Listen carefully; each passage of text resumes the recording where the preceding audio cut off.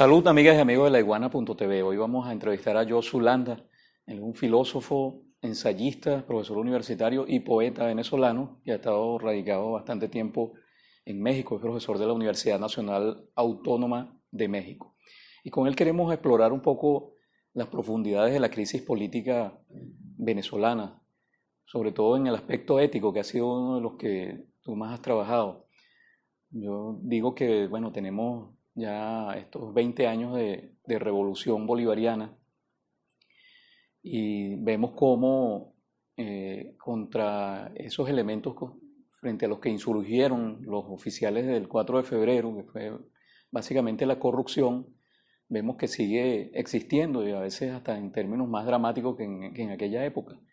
Y por el otro lado, digamos, en el lado opuesto, en la derecha venezolana, vemos con estupefacción cómo personas jóvenes, personas de 20 y pico, 30 y pico de años, están prácticamente ofreciendo al país para que sea invadido, ¿no? Entonces nos lleva a una reflexión bastante profunda sobre la ética, sobre la moral de nuestro país. ¿Cómo lo ves? Bueno, en primer lugar, muchísimas gracias por invitarme a este espacio a dialogar contigo y a dialogar con el público o la audiencia, pues, que sé que es no solamente amplia, sino además con mucho criterio, mucha independencia de pensamiento, y eso siempre es un atractivo. Muchas gracias. En tan poco tiempo no se puede hacer una caracterización, digamos, profunda y extensa de algo tan complejo, pero sí podemos concentrarnos en algunos puntos. Efectivamente, la relación de la ética con la política es un antiguo problema y podría despachar el asunto con toda rapidez diciendo, bueno, pues estamos viviendo precisamente las consecuencias de un giro que tuvo la política moderna en el sentido de abandonar todo compromiso con la ética, y esto pues deriva en algo muy importante y que, por ejemplo, la situación de Venezuela en este momento parecería ocultar, que es el hecho de que la mayor parte de los países de América Latina son absolutas cleptocracias. Claro, como tenemos aquí un incendio en el que se concentra toda la atención mundial en este momento, la gente ya no se acuerda o deja de lado o deja hacer, pero ahí está, por ejemplo, el asunto de Brecht y una serie de cosas que precisamente demuestran que los gobiernos de estos países son oficinas para la administración de negocios de intereses extranacionales siempre, y que lo que prepondera es una actitud de usurpación y de robo y de despojo, ¿no? Y de negocios para grupos de intereses, lo cual es antipolítica pura, ¿no? Y yo, el asunto de la corrupción en sí mismo es un tema también muy complejo. No creo que sea el punto más urgente, ni tampoco el más importante del momento, ¿no?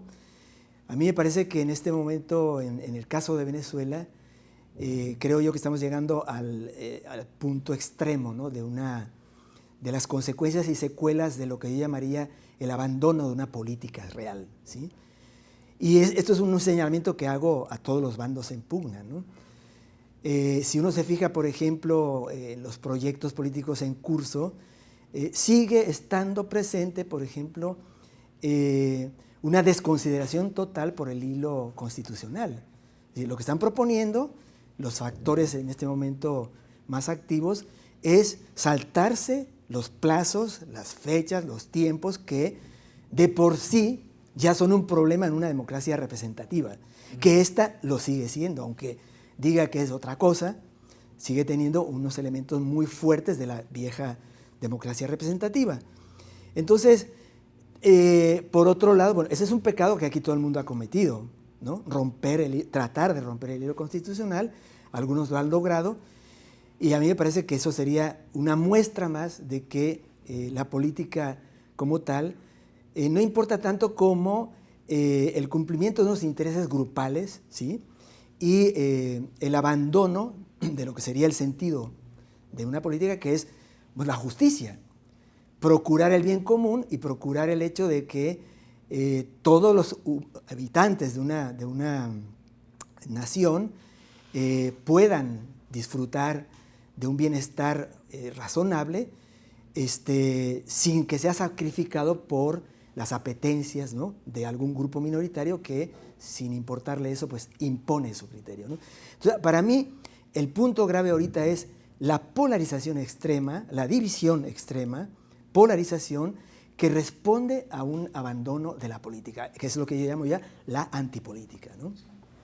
Creo, no sé si es un criterio que has expuesto tú directamente o que lo mencionaste en alguno de tus trabajos, pero decías que a raíz de la caída digamos, de todo el socialismo en finales de los años 80, principios de los 90, no solo había desaparecido, digamos, el modelo económico y político, sino que también había desaparecido la utopía, la posibilidad de luchar por la igualdad, etcétera. Eso en estos 30 años, ¿tú dirías que se ha agudizado o que se ha atenuado más bien? A mí me parece que la esperanza por un mundo mejor es algo que podríamos sustentar y fundamentar como algo constitutivo del ser humano, ¿no? Es decir, el ser humano procura, aunque se equivoque en el camino, que el mundo sea más vivible, sea mejor, sea habitable, y que esa es una aspiración que sigue muy viva y que eso es lo que cimienta y funda las utopías. Eso en algún momento se puso en cuestión cuando los grandes programas decimonónicos que estallaron en el siglo XX, muy particularmente los socialismos de orientación marxista en algún sentido, fracasaron. Bueno, otras tentativas, pero los anarquistas también fracasaron, ¿no? No hay que olvidar eso.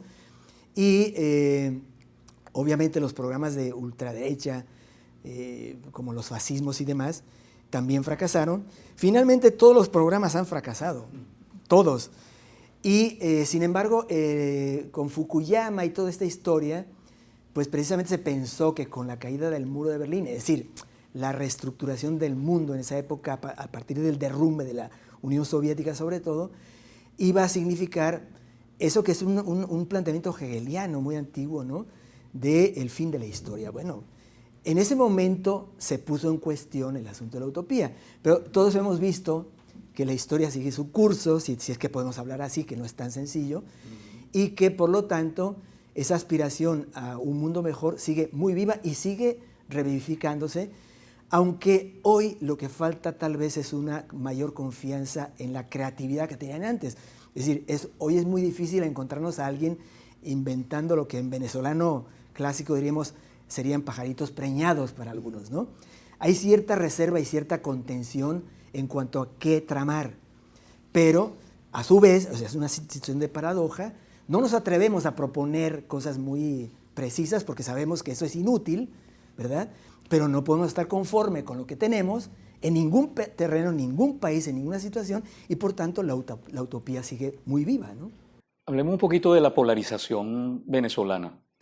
En estos últimos años ha llegado a unos niveles muy peligrosos, casi que al borde de la guerra civil, ¿no? Yo he escuchado gente incluso de nivel y con mucha seriedad, sin ninguna ironía, decir que esa polarización se inventó a partir de la Revolución Bolivariana, que antes de 1999 las únicas razones por las que discutíamos los venezolanos era por si éramos del Caracas o del Magallanes, ¿no? Pero ¿cuáles son según tu visión, según lo que tú has visto de la historia venezolana y has analizado, cuáles son las causas profundas de esa polarización? A mí me parece modestamente que hay una división, ¿sí?, muy honda, no solo en esta sociedad, en cualquier sociedad, ¿no? Soy de los que piensa que aquella ilusión también decimonónica, ¿no?, de que las clases y la lucha de clases en algún momento iba a desaparecer, eso me parece que es simplemente una ilusión. Las clases han existido, existen y me atrevo a vaticinar que existirán siempre, aunque eso se modelará de manera distinta según el curso del tiempo, el curso de la historia, ¿no? No será igual en el siglo XIX, en el XX, en el XXI, pero habrá clases y habrá pugnas de intereses y habrá lucha y habrá confrontación y habrá conflicto. En lo personal, pienso que aquí en Venezuela se ha exacerbado dos cosas, ¿no? Una especie de distanciamiento social, ¿sí? hay un sector que da muestras muy claras de pretender tener una superioridad, ¿no? Antropológica incluso, por no decir otra cosa, y por lo tanto no puede integrarse con el conjunto de una nación. Eso me parece a mí que es el gran problema, ¿sí?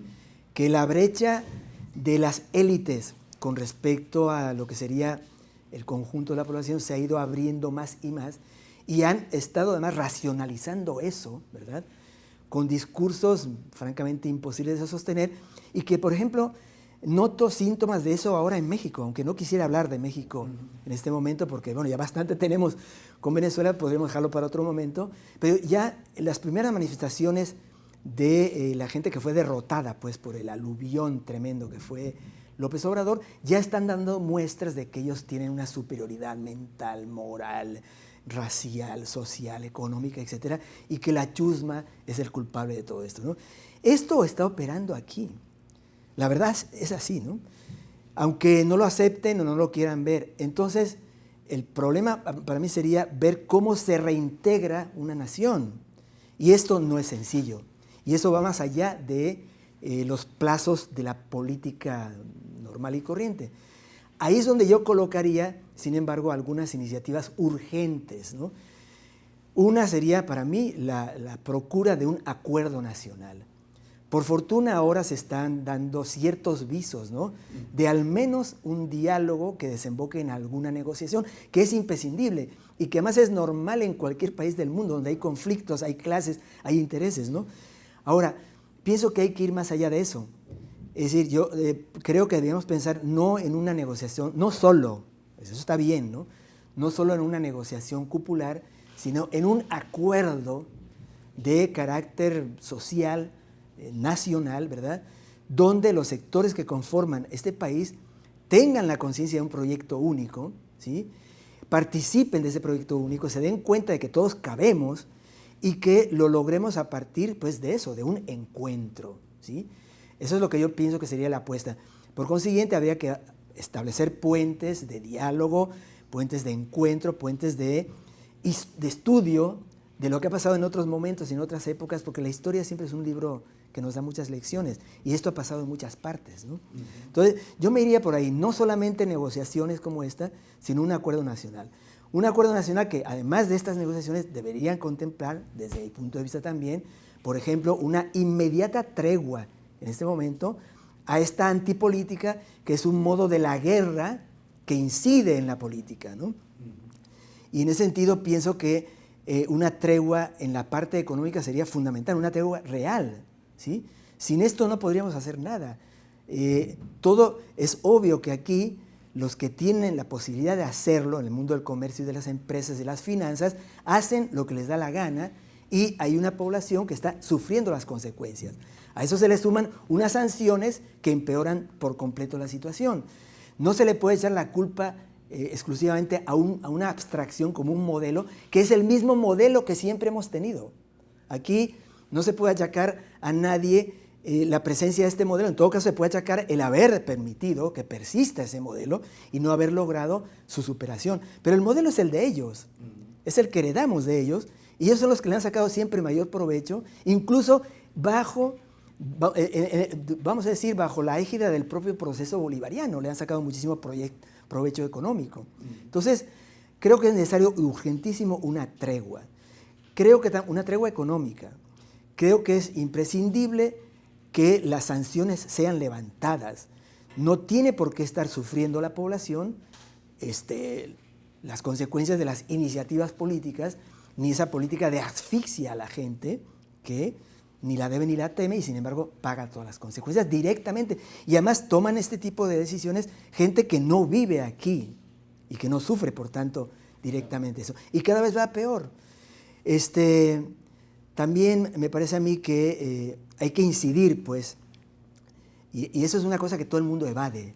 No quiero parecer arrogante ante esto, pero todo el mundo evade el problema central. Sabemos que el problema central es la enorme riqueza que tiene este país. Y esto va conectado con el déficit ético que frente a esa riqueza tenemos. Ahora, ¿qué hacer frente a esta realidad? Ahí es donde me parece a mí que hemos evadido la búsqueda de mecanismos que nos permitan una mejor relación con esa riqueza. Hasta ahora esa riqueza pues, ha sido manejada por los grupos que acceden al poder, al gobierno, al Estado, al control del Estado, ¿sí? En este momento es un sector el que tiene el control del Estado, en otros ha sido otro, y la pugna está por ver quién controla precisamente el Estado con miras a acceder a esa riqueza nacional. Creo que hay que pensar en un mecanismo de mediación entre el Estado como tal, el aparato gubernamental administrativo del espacio público y la sociedad, conformando un órgano, un consejo federal, algo así, muy representativo, plural, etcétera, que sea el responsable de orientar la relación con la riqueza nacional. O sea, quitarle el control omnímodo que tienen grupos y partidos políticos y demás frente a esa realidad. Creo que eso distendería mucho.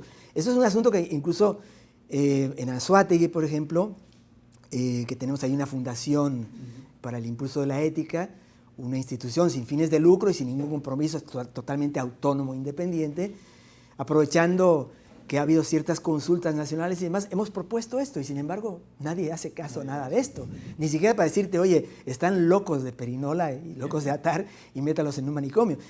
Si no nos metemos por esos lados, vamos a estar repitiendo lo mismo. Y a mí me parece que lo que hay que acabar es eso, este estado de guerra con pinta de política, que es en el fondo una antipolítica, que se traduce en una polarización que impide diálogos, impide un criterio claro, blinda a la gente, en fin. Fíjate, ahorita se está apreciando muy claramente, ya lo hemos visto en otras oportunidades, cuando surge el tema de la posibilidad de un diálogo, emergen también unas reacciones muy, muy fuertes, muy violentas, ¿no? Para negarlo, para decir no se puede dialogar con este, no se puede dialogar con el otro. Desde el punto de vista de la ética existen como una base mínima que tendría que ponerse para que el diálogo fuera fructífero. Bueno, una base elemental es, por ejemplo, que un diálogo es una búsqueda en común de un propósito que tiene que ver con la verdad y con el bien, ¿no? Y que no se puede condicionar previamente. Eso en general. Ahora, cuando se trata de diálogos políticos, se trata de asumir y de atender problemas graves y urgentes por la vía de la concordancia, ¿no? Por la vía de la concordia, diría yo, ¿no? El problema es que en Venezuela eso es muy difícil porque, repito, ante la enorme riqueza nacional no tenemos una plataforma ética a la altura de eso. Ese es el punto. O sea, parece normal acceder a los espacios públicos para robar, ¿no? Parece normal, y cuando sabemos que no es normal y sabemos que alguien roba y tal, estamos despotricando, pero siempre sigue el fenómeno ahí. Y ese es un fenómeno entre tantos. El bachaqueo también es un problema, ¿no? El saltarse los semáforos, el que nadie respete nada, también es un problema ético. Es decir, estamos en una especie de salvajismo, ¿sí?, que tiene que ver con esto, que es un déficit ético, que en el fondo es el resultado de un abandono de la ética, que podríamos cifrar no solo en Venezuela, sino hasta en la propia irrupción de la Ilustración y el triunfo de la Revolución Francesa y de la aspiración educativa misma, ¿no?, de la Ilustración, que al menos tenía una aspiración. Pero todo eso se ha ido diluyendo y hoy no hay ninguna institución que se encargue de impulsar la ética, prácticamente, ¿no?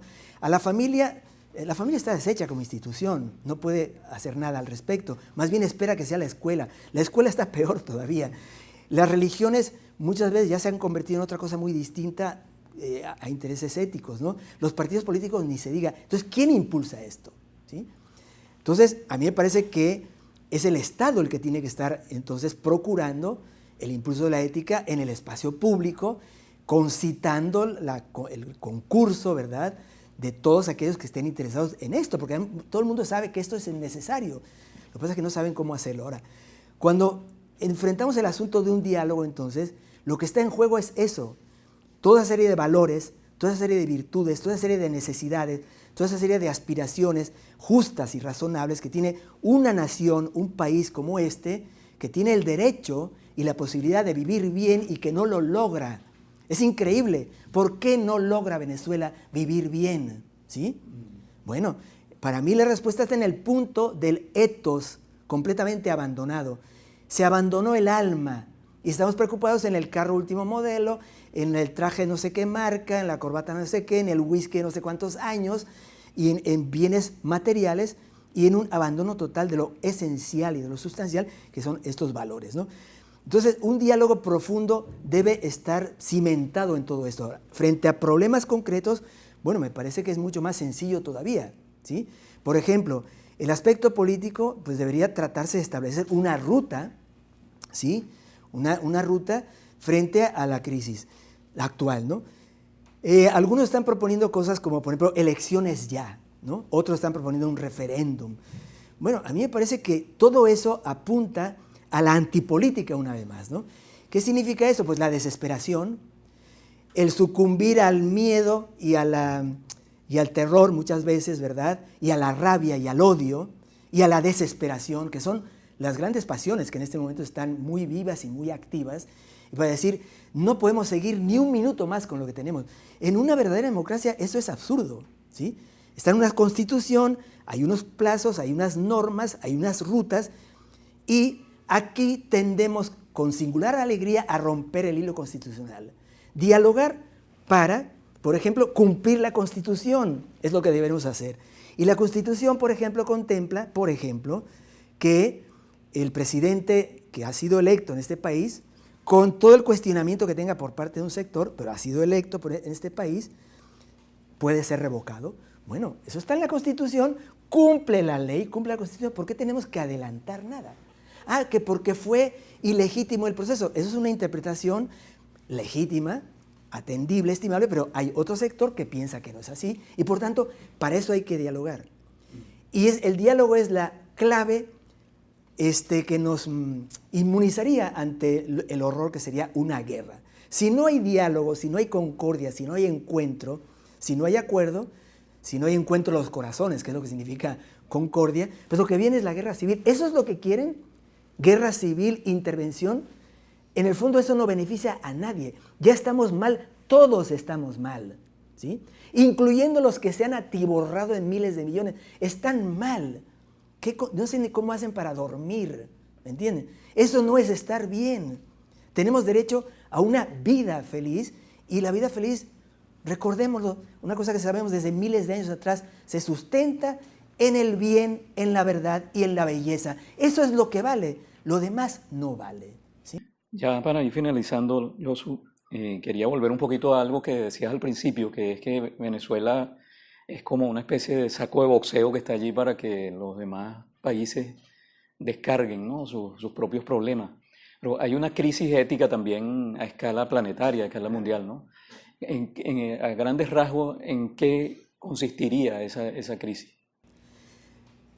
Bueno, ya dije uno que me parece a mí fundamental y sonará muy extraño, obviamente suena muy extraño, pero bueno, alguien tiene que decirlo, ¿no? El mundo, o sea, el ser humano ha vivido miles de años y esto no pasa en vano, ¿no? El problema para mí es que hemos abandonado la vida interior, hemos abandonado el alma, hemos abandonado lo que vale frente a lo que no vale, ¿sí? Es decir, en favor de lo que no vale, ¿no? Le estamos dando más importancia a cuestiones que son efímeras, intrascendentes, perecederas, variantes, sin sustento y sin solidez, al costo de lo que realmente nos realiza como humanos, ¿verdad? Y nos eleva con respecto a otros seres en el mundo como humanos. Ese es el punto central. Y entonces, frente a esto, el capitalismo, en su extremo neoliberal, ha introducido una lógica completamente contraria a esto. No habría, pienso yo, una kriptonita, ¿verdad?, más terrible para el neoliberalismo que la satisfacción, por ejemplo, ¿sí? Estamos habituados a sentirnos insatisfechos y hemos considerado como algo normal que haya algo, que es todo un aparato de marketing y de medios de comunicación y demás, para decirme, tú no puedes estar satisfecho porque no tienes el carro de último modelo, no tienes la pluma de tal clase, tus hijos no estudian en tal clase de escuela, no vistes de tal manera, no te peinas de tal forma, no estás en esta moda, no eres in, etcétera, etcétera, no estás in. Entonces, eso hasta se ha convertido en algo normal y responde a una lógica que es antihumana, es incluso mórbida, es enfermiza, Esto no se puede sostener, ni económicamente, ni humanamente, ni políticamente, ni socialmente. Ahí está el fondo del asunto. Entonces, yo no niego que se hagan negocios, que se produzca, que la producción es importante. No niego que la producción sea importante, pero no es lo humanamente más importante. Así lo digo, ¿sí? Lo humanamente más importante no es la producción, es el ethos, es el alma, es la vida interior, ¿no? Bueno, y ya para finalizar, Josu también es poeta, ¿no? Y me encontré por casualidad estos versos que pareciera que hubieran sido hechos para la ocasión. Dice: los lotos silentes en la orilla del río, entre el agua y el cielo, la luz en llamas fundiendo el ojo de la iguana. ¿Ah? ¿Qué le parece? Este es un poema tuyo de un poemario que se llama Neverí Flash, Exactamente, sí, que claro. lo escribiste al río Neverí. Sí, sí, sí. No solo eso, sino que además reincidí, más bien amplié Neverí Flash. Cada libro mío pretende ser el cierre de un ciclo y salió Neverí Flash y pensé que había sucedido eso, pero no fue así. Me persiguió el asunto, todavía escribí 13 poemas más, entonces tuve que hacer una nueva edición que la prefiero ahora, que es Mundo Neverí. Este es un poema de Mundo Neverí, donde la iguana es una presencia inevitable, o sea, una presencia obvia, a pesar de todos los pesares, ¿eh? Pobres iguanas que están ahí, salven a las iguanas del río Neverí, ¿no? Sí. La verdad, porque la situación ahí es francamente deplorable. Y pienso que además a nadie le importa, ¿sí? Sí.